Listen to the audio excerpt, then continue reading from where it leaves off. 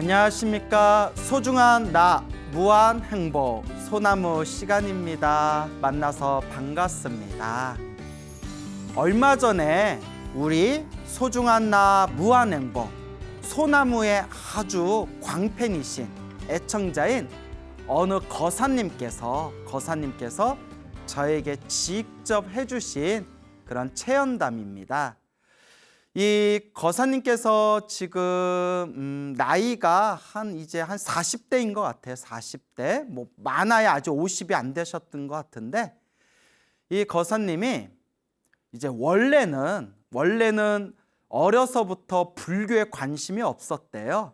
젊어서부터 그다지 젊은 시절에는 관심이 없었는데, 이제 사회생활하면서 점점 나이가 들면서 알게 모르게 이렇게 또 점점 내가 좀 마음 공부를 해야 되겠다, 내가 요 마음 수행을 좀 해야 되겠다라는 그런 생각이 들면서 사회생활하고 이런저런 일을 겪으면서 자연스럽게 이렇게 불교 공부를 시작하게 되었다고 합니다. 그래서 이제 아주 작은 사업을 운영하고 계신다고 하는데, 이 거사님이 처음에는 감사기도를 많이 올렸대요. 감사기도. 그래서 항상 마음으로 감사합니다, 감사합니다, 감사합니다 하는 그런 감사기도를 많이 올렸고, 또 실제로 그런 감사의 기도를 자꾸 올리면서 점점 정말 마음에서 이 세상에 대한, 그리고 이 존재에 대한, 그리고 자기 자신과 자기 주변에 있는 사람들에 대한 정말 그런 고맙고 감사한 마음이 막 자꾸 우러나오더래요.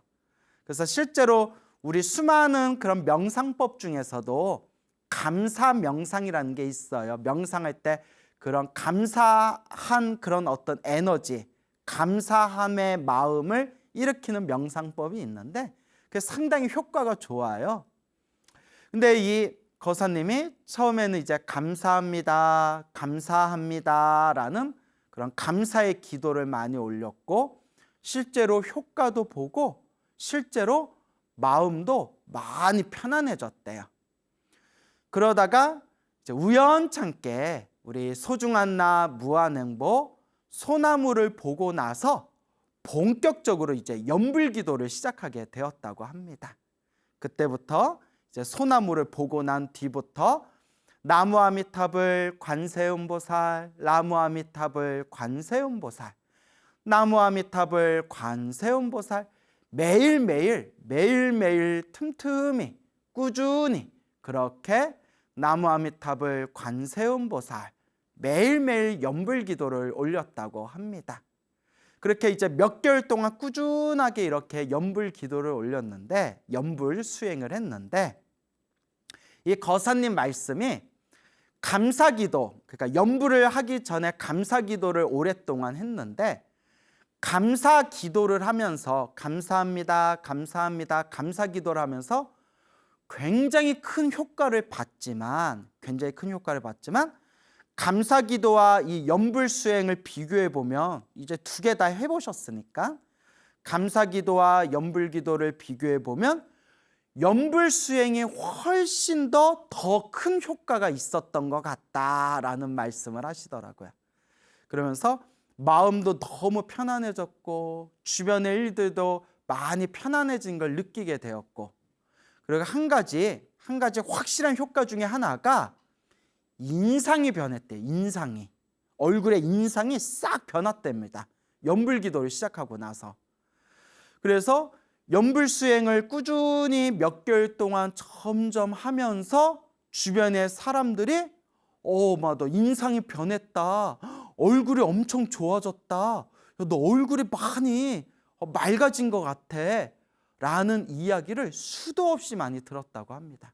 그래서 실제로 이 몇 개월 동안 연불수행을 하기 전에 자기 얼굴과 연불수행을 꾸준히 하고 난 뒤에 지금의 자기 얼굴을 이렇게 거울로 비춰보면 확연하게 자기가 스스로 느낄 정도로 얼굴이 많이 편안하고 맑아지고 깨끗해지고, 눈가의 그 눈도 많이 부드러워진 걸 느낀다라는 말씀을 하더라고요.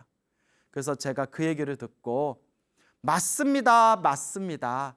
실제로 저도 주변에서 많이 체험을 했지만 기도를 많이 하시는 분들이 확실히 얼굴의 관상이 변합니다. 점점 얼굴이 맑고 깨끗해지고 얼굴에 정말 관상이 변하게 된다.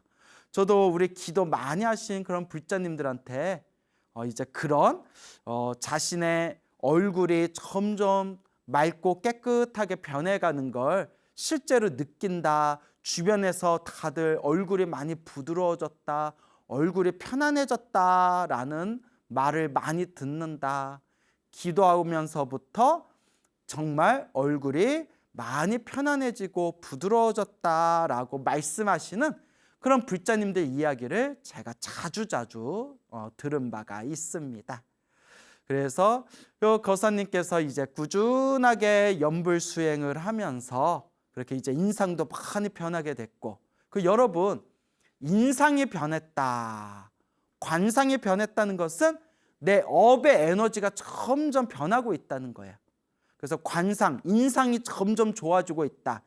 얼굴의 인상이 점점 좋아진다는 것은 관상이 점점 좋아진다는 뜻이고, 관상이 좋아지고 있다는 것은 점점 내 업의 에너지가 점점 좋은 쪽으로 바뀌어 나가고 있다라는 그런 의미가 되겠습니다. 그래서 여러분, 나 관상 바꾸려고, 나 좋은 관상으로 바꿔야지 해가지고 막 억지로 막 얼굴 고치고 뜯어 고치고 할 필요가 없습니다. 마음을 잘 못 쓰는 사람들은 당장 얼굴을 바꾸고 고쳐도 시간이 지나면 고친 얼굴도 또 점점 안 좋게 변한다고 합니다. 근데 정말 중요한 것은 내 마음을 편안하고 내 마음을 잘 닦고 그리고 내 마음을 잘 공부해 나아간다면 여러분들도 주변 사람들한테 너 인상이 많이 변했다, 너 관상이 많이 변했다, 더 좋아진 것 같아 라는 말을 들을 수가 있을 겁니다. 그래서 그 거사님이 이제 꾸준하게 연불하면서 그래서 우리 소나무에서 항상 이야기해 드리는 대로 늘 복과 선업을 지으려고 노력하신다고 합니다. 그래서 당신도 개인적으로 사업을 하기 때문에 사업하면서 좀 빚이 많지만 빚이 있는 그런 상황 속에서도 내 형편껏, 자기 형편껏 이렇게 주변에 이웃들에게 널리 베풀고 보시하고 또 여러 시설에 가서 봉사활동도 하고 그렇게 보시와 그런 봉사활동을 통해서 복과 선업과 공덕을 닦으려고 그렇게 노력하고 계신다고 합니다. 근데 그런 자기가 좀 힘든 상황에서 빚이 있는 상황에서도 그래도 복을 짓고자 하는 마음으로 공덕을 닦고자 하는 마음으로 주변에 보시하고 그렇게 시설 같은 데 가서 불우한 이웃들을 위해서 그렇게 봉사활동을 꾸준히 하다 보니까 너무 마음이 편안하고 정말 마음이 행복하다라는 느낌이 그렇게 내면에서 막 우러나오는 그런 솟구치는 기쁨이 솟구치는 그런 아주 그런 좋은 긍정적인 감정이 든다고 합니다. 근데 이 거사님이 참 대단하신 게 뭐냐면 매일매일 연불하고 또 이제 주변에 보시하고 또 공덕을 지어 나가면서 한 번도 자기 자신을 위해서 저 잘되게 해주세요라는 그런 축원은 하지 않는답니다. 정말 대단한 거죠. 우리 사실 절에 다니시는 수많은 불자님들이 계시지만 절에 다니는 대부분의 불자님들은 나 잘되게 해주세요, 우리 가족 잘되게 해주세요, 나 잘되고 우리 가족 잘되고 내가 일이 술술 풀리게 해주세요, 나와 우리 가족 행복하게 해주세요, 이렇게 나의 것이라는 좀 집착이 강하지 않습니까? 근데 그 거사님께서는 꾸준히 그렇게 연불하고 그렇게 복을 짓고 그렇게 공덕을 닦아 나아가면서도 나 잘 되게 해주세요, 저 잘 되게 해주세요 라는 축원은 올리지를 않는답니다. 그러면 어떻게 하느냐, 제가 듣고 깜짝 놀랐거든요.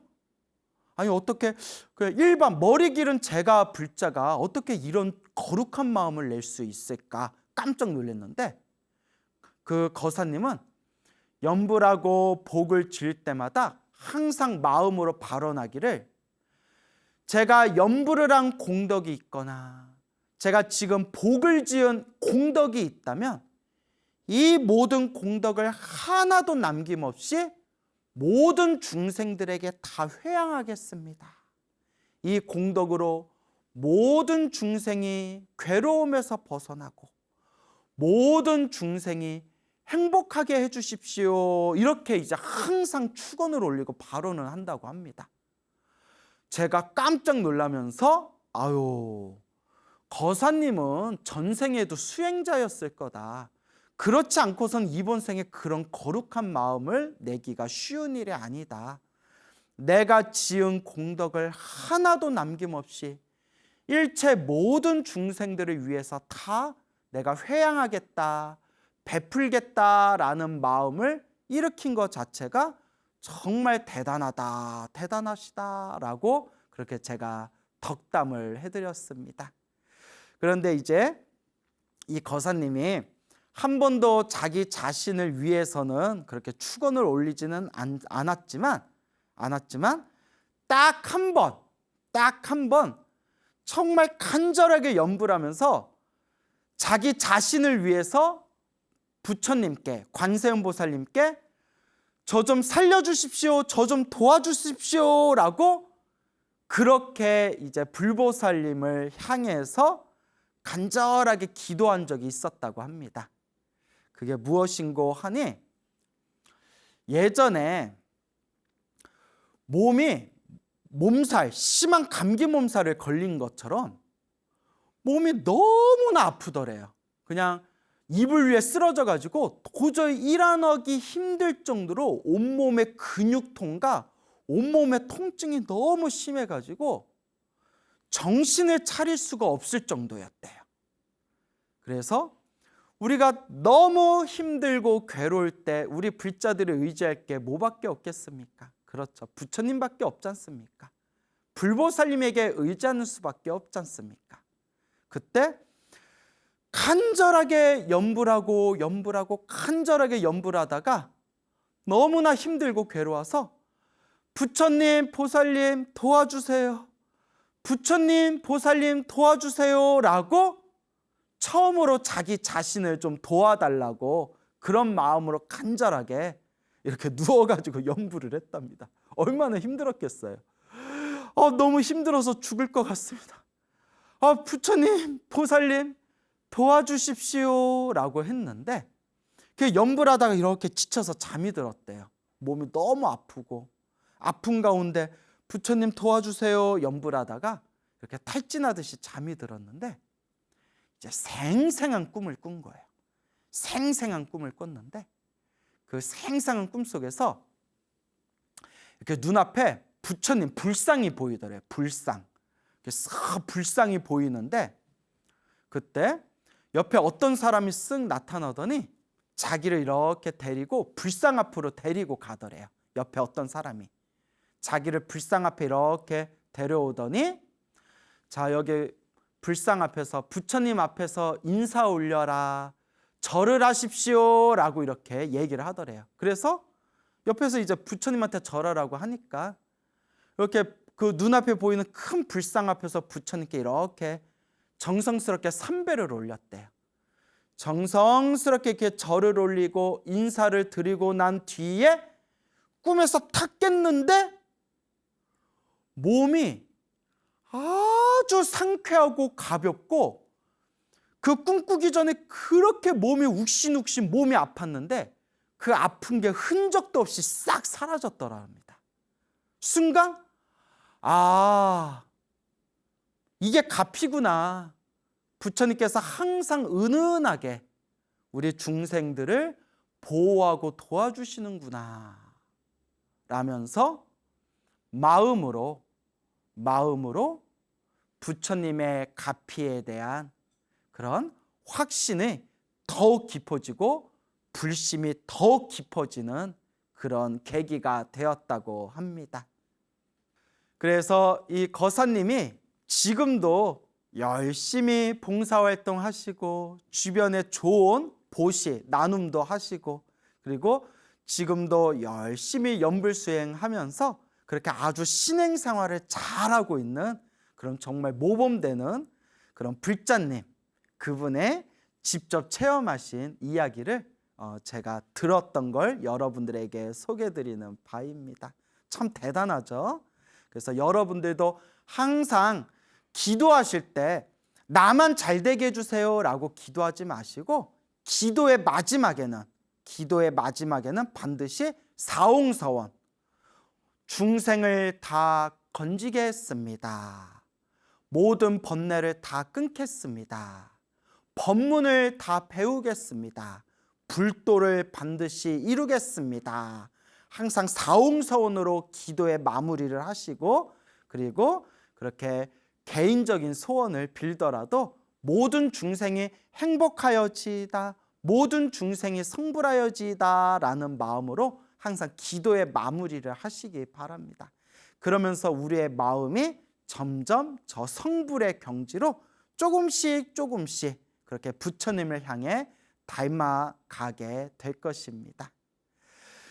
제가 굉장히 아끼는 그런 젊은 후배 스님이 있어요. 후배 스님이 이제는 한 30대 중반 정도 됐겠네요. 이제 그 후배 스님을 처음 봤을 때가 그 스님이 20대에 그 스님이 동국대학교 다닐 때 그렇게 처음 봤던 그런 아끼는 그런 젊은 후배 스님이 있습니다. 아주 그냥 키도 크고 얼굴도 잘생긴 그런 후배 스님이에요. 이 스님께 또 제가 직접 들은 이야기인데 이 후배 스님이 이제 20대 젊은 나이에 출가를 했어요. 20대 젊은 나이에 출가를 했는데 출가하기 전에 그 젊은 나이에 불교에 몇 년 동안 푹 빠져가지고 출가하기 전에 이렇게 불교에 부처님의 가르침에 깊이 푹 빠져서 불교 공부, 신행생활을 좀 열심히 했답니다. 그래서 출가하기 전에 법화경을 한 100번 정도 읽었대요. 법화경을. 야, 대단하죠? 그 묘법연화경, 법화경이 두껍지 않습니까? 그걸 이제 한 100번 정도를 읽었다. 거의 한 100번 정도 읽은 것 같습니다. 라고 그렇게 이제 말씀을 하더라고요. 그렇게 법화경 100번 읽을 정도로 그렇게 부처님 가르침에 깊이 이제 매료가 돼가지고 신행생활을 하다가 그 20대 젊은 나이에 머리 깎고 출가하고 싶다라는 생각이 딱 들더래요. 머리 깎고 출가하고 싶다. 그래서 정말 출가하고 싶은데 어렸을 때부터 부모님의 사랑을 듬뿍 받으면서 이 자란 그런 외동아들이기 때문에 외동아들이라서 부모님이 출가를 허락을 안 해주는 거예요. 그리고 아버지가 그냥 출가를 절대 허락을 안 해주는 거예요. 출가를 허락을 안 해주셔가지고 좀 많이 고민하고 갈등하다가 여러분 이 인연법을 어떻게 막겠어요?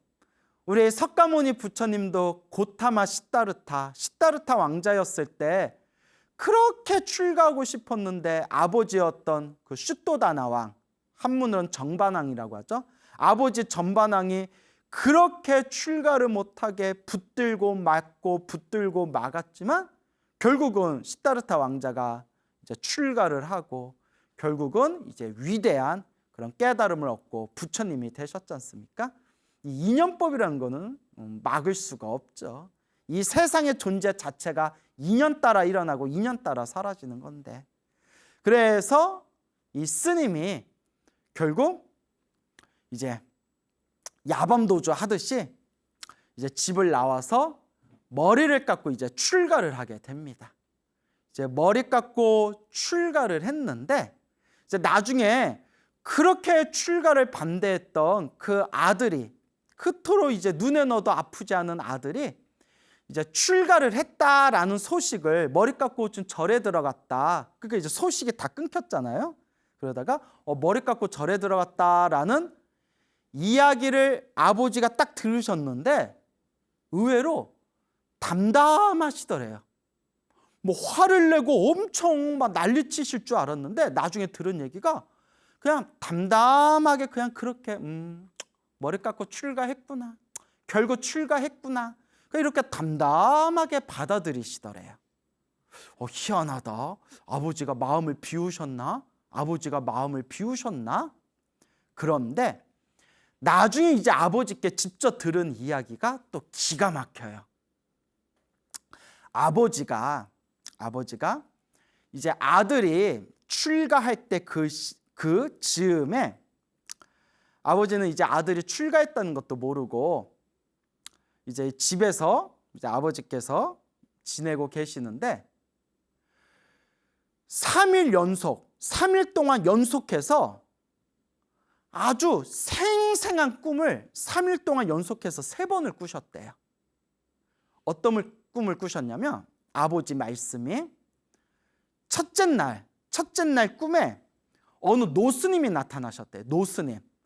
이렇게 노스님이 나타나셔서 가스레인지 위에다 동그란 냄비, 동글동글한 냄비 3개를 이렇게 올려놓고 이제 냄비 3개를 올려놓고 아직 때가 아니다. 아직은 때가 아니다. 이런 말씀을 하더래요. 잘 기억해 두세요. 동그란 냄비 3개를 올려놓고 아직은 때가 아니다 하고 노스님이 이야기하시더래요. 그 잠에서 이렇게 깼대요. 그거 너무 생생해서 좀 뭔 꿈이야? 이게 무슨 꿈인가? 그 다음날 둘째 날에 또 꿈을 꾸셨는데 그 노스님이 또 나타나셨대요.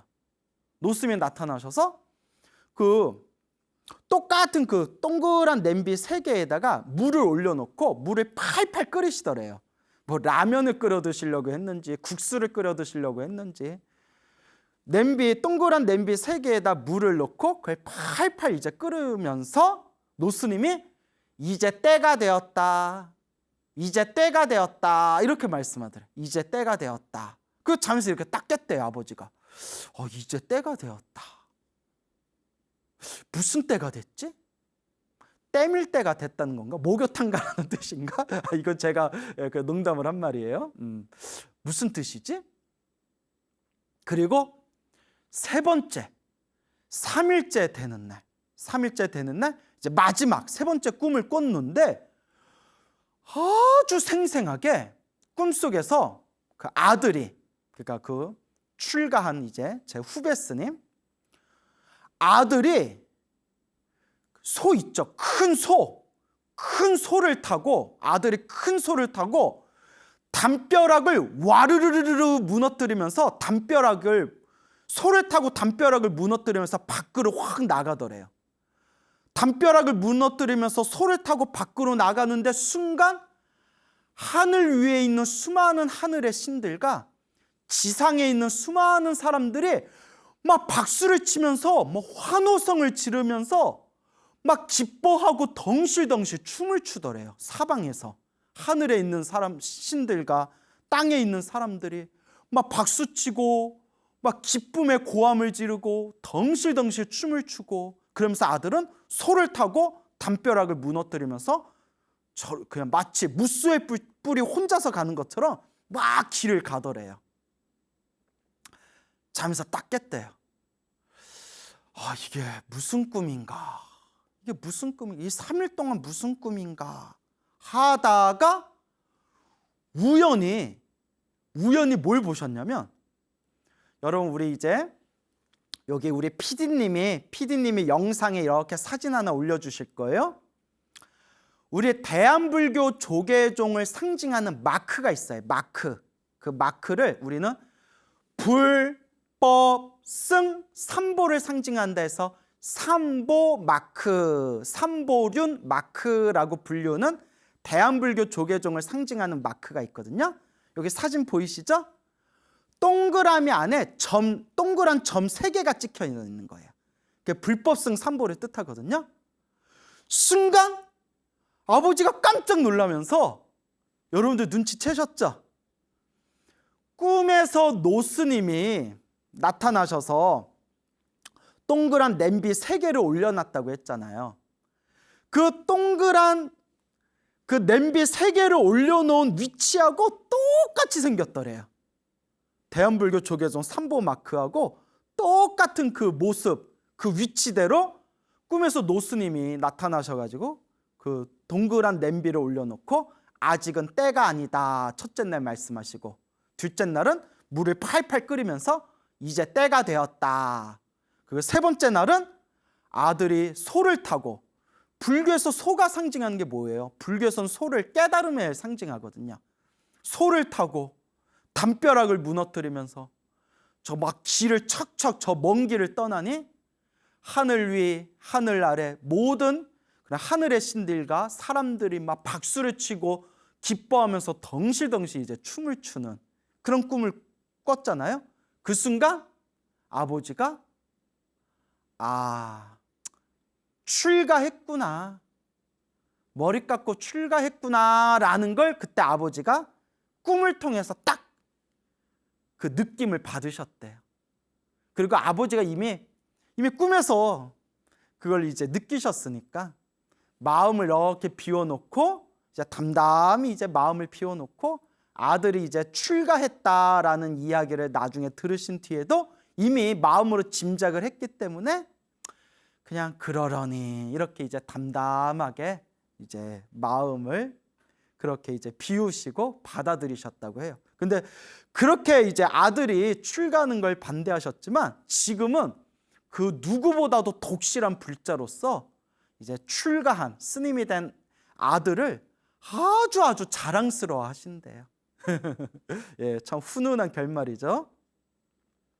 자, 그래서 이 후배 스님이 오래전에 이제 행자 시절에 경험했던 일이래요.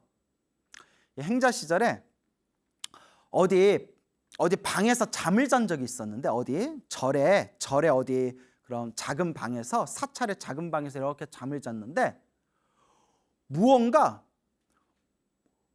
한밤중에 그냥 시커먼 꿈틀꿈틀거리는 어떤 뭔가 큰 덩어리가 가슴을 꽉 누르면서 온몸이 완전히 가위에 눌려버렸대요. 이 스님이 완전히 가위에 딱 눌러버렸대요. 그러니까 정신은 번쩍 떴는데 몸을 막 움직일 수가 없는 거예요. 여러분 가위 눌려본 적 있으신가요? 정말 정신은 깨었는데 몸을 막 움직이지 못하는 거예요. 그 공포심이 대단하죠. 정말 눈에 보이지 않지만 정말 살아있는 무언가, 어떤 덩어리가 막 온몸을 막 그냥 가슴을 막 내려누르고 있더래요. 도저히 막 몸을 움직일 수가 없을 때 마음속으로 관세음보살 연부를 하니까 이렇게 손을 좀 움직일 수가 있더래요. 손을. 그래서 관세음보살 연부를 하면서 손을 이렇게 모았대요. 누운 상태예요. 누운 상태에서 가위에 딱 눌려가지고 손을 천천히 양손을 모아서 누운 상태에서 가슴 앞에서 딱 합장을 했대요. 누운 상태에서 가슴 앞에서 딱 합장을 했는데 양손을 모아서 합장하는 데까지 그냥 체감상 몸으로 느낀 시간이 한 10분은 걸린 것 같더래요. 10분 동안 그 젖먹던 그 힘까지 다 쏟아부으면서 가슴 앞에서 이렇게 합장을 한 거예요. 그러니까 오라지게 그냥 가위에 심하게 이제 눌러버린 거죠. 가슴 앞에서 딱 합장을 하면서 관세음보살 살려주세요 관세음보살님 하는 순간 뻥 하면서 가슴이 뻥 하고 시원해지면서 그 시커먼 덩어리가 몸에서 완전히 뻥 하고 튕겨져 나가는 걸 느끼면서 몸과 마음이 확 편안해지더래요. 그러면서 눈앞에 환한 광명이 펼쳐지면서 그 빛 속에서 관세음보살님이 다 나타나셔서 자기를 이렇게 바라보시더랍니다. 그러면서 관세음보살님, 그런 체험을 생생하게 하면서 이 후배 스님도 원래 불심이 깊었지만 훨씬 더 불심이 깊어지고 정말 연불 공덕이 있구나, 정말 기도 가피가 있구나, 불보살림 가피가 정말 있구나 라는 걸 정말 뼛속까지 확실하게 체험을 했다고 합니다. 그러면서 지금도 아주 성실하게 열심히 그렇게 연불하고 그렇게 경전을 독송하면서 지금도 아주 수행 생활을 잘하고 있는 그런 잘생긴 후배 스님이 하나 있습니다. 예, 그 스님께 제가 직접 들은 이야기입니다. 참 이런 이야기 들으면 이제 뭐 스님인 저조차도 참 이렇게 환희심이 나요. 그 눈앞에 펼쳐진 관세음 보살님이 환한 광명 속에서 관세음 보살님이 나타나셨을 때 그게 정말 관세음 보살님이 나타난 걸 수도 있고 아니면 그냥 내 마음이 만든 환상일 수도 있지만 중요한 거는 힘들고 괴롭고 그 고난에 빠졌을 때 간절하게 관세음 보살을 연불하면 반드시 관세음 보살님이 그 사람을 구해 주시리라 라는 그런 법화경 관세음 보살 보문품에 나오는 이런 부처님의 말씀, 이 관세음 보살님의 가피가 분명히 존재하는구나 라는 것을 우리가 수많은 불제자들의 그런 가피 체험담을 통해서 우리가 이 마음의 중심을 세울 수가 있는 겁니다. 그래서 여러분 의심하지 마시고 한번 간절하게 기도해 보십시오. 그냥 어설프게 기도하지 말고 정말 간절하게 정성스럽게 좋은 일이 일어나면 좋은 일이 일어나는 대로, 나쁜 일이 일어나면 나쁜 일이 일어나는 대로, 좋다 싫다 즐겁다 슬프다 그런 마음도 다 비워놓고 오직 부처님을 믿고 한번 염불을 하고 기도해 보시기 바랍니다. 불보살님 가피가 분명히 우리와 함께 할 겁니다.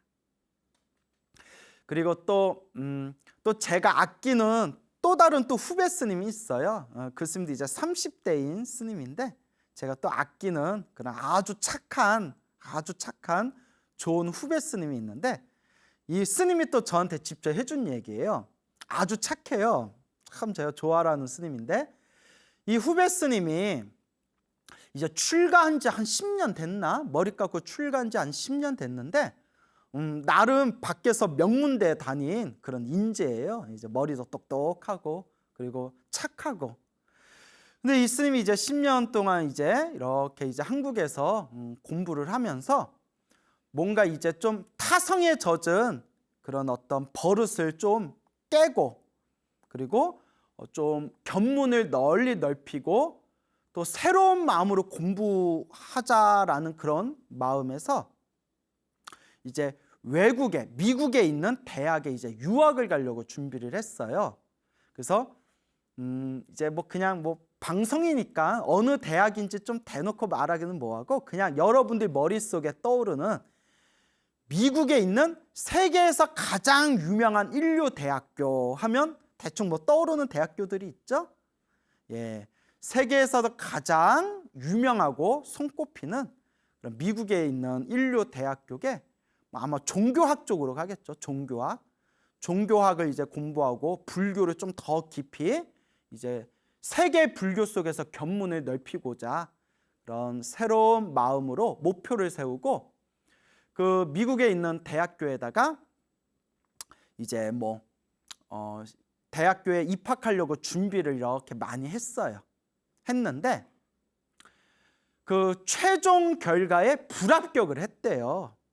뭐 일단 뭐 불합격을 했다라고 이제 자기는 그렇게 이제 알고 있었는데 불합격하니까 뭐 기분이야 좋지 않겠죠. 그래도 기대를 많이 했는데 준비도 많이 했는데 그래서 불합격인가 보다 합격을 못했구나 어떡하지 다른 데라도 알아볼까 그래서 그냥 마음을 이렇게 비우고 이렇게 이제 연불을 열심히 했대요. 연불을 그분들 이제 저거 대화 나누면서 스님 저도 이제부터 연불 수행을 좀 열심히 해보겠습니다 라고 했던 그런 후배 스님인데 연불을 계속 이제 마음을 비우고 연불을 하고 열심히 이렇게 연불을 했는데 그냥 뭐 합격했다 불합격했다 그때 마음으로 다 비웠대요. 그냥 떨어졌다 생각하고 그렇게 이제 연부를 했는데 며칠 후에 생생한 꿈을 꿨대요. 처음 꾸는 꿈이었는데 평소에 존경하던 저 베트남 출신 그리고 프랑스의 플럼빌리지에 그런 거기서 활동하신 세계적인 큰 고승이었던 틴나탄 스님, 얼마 전에 세상을 떠나셨죠? 평소에 존경하던 틴나탄 스님이 꿈에서 딱 나타나셨대요. 틴나탄 스님이 틱 하고 나타나셨대요. 틴나탄 너무 무리수인데 하여튼 틴나탄 스님이 이렇게 이제 탁 하고 나타나셨는데 손에 황금 구슬을 이렇게 들고 계시더래요. 틴나탄 스님이 황금 구슬을 들고 계셨는데 그 황금 구슬을 그 스님에게 이렇게 전해주더래요. 그래서 이렇게 줘가지고 틴나탄 스님이 이제 황금 구슬을 주시는 걸 요 스님이 두 손으로 받아서 그 황금 구슬을 꿀꺽 삼켜 먹었대요. 꿀꺽 삼켰대요. 황금 구슬을 꿀꺽 삼키면서 꿈에서 탁 깼대요. 야, 딱 황금 구슬, 큰 스님이, 세계적인 큰 스님이 나타나셔서 황금 구슬을 줬는데 그걸 꿀꺽 삼키는 꿈을 꿨으니 보통 꿈이 아니잖아요. 딱 들어도. 어떻게 해야 돼 이거 로또 사야 되나? 그런데 그 꿈을 꾸고 나서 그 다음 날 전화가 왔대요. 받아보니까 그 입학 신청을 했던 그 미국의 대학교에서 최종 결과 합격했으니까 입학할 준비를 하십시오라는 그런 최종 합격 그 소식을 딱 이제 연락이 온 거예요. 스님이 깜짝 놀래가지고 아니 자기 떨어진 걸로 알고 있는데 하여튼 붙은 거예요.